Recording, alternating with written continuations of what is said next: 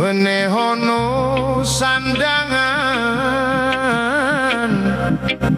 marang wong kang udah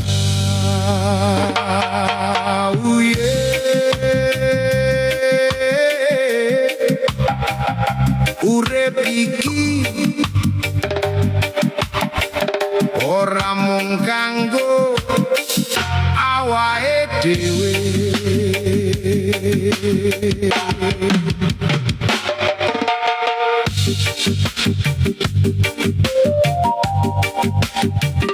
Sunan Derajat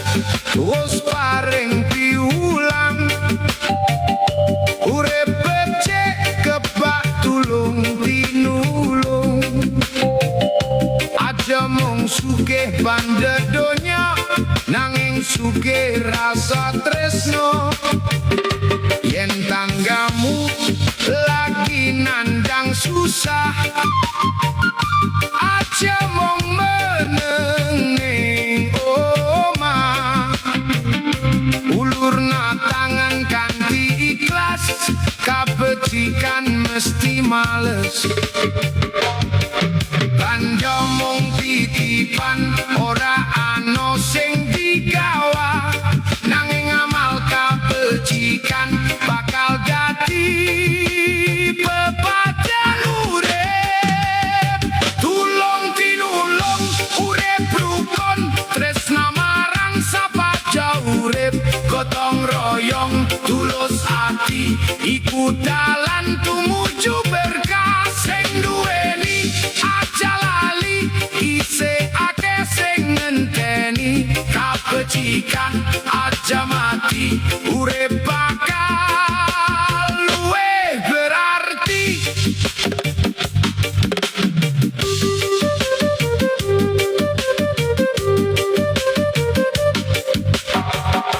ana sing luwih durung mangan ana sing kesel golek panguripan ana bocah kepengin sekolah nanging uripe kebak susah yen bisa nulungi tulungan aja ngenteni sugih dhisik senyummu wae dadi berkah tembung alus dadi tambah aja seneng pamer kabecikan amal becik ora butuh pujian sing penting Gusti mirsani ati resik luwih utama eling tulung tinulung tresna ikhlas sedekah ora bakal melarat tulung tinulung dadi jalan urip gotong royong gede kakek ati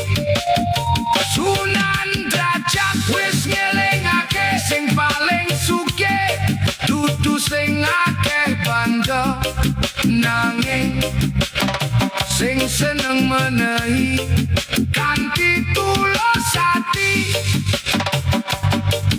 urip mung sedela kabecikan aja ditunda sebab tangan sing seneng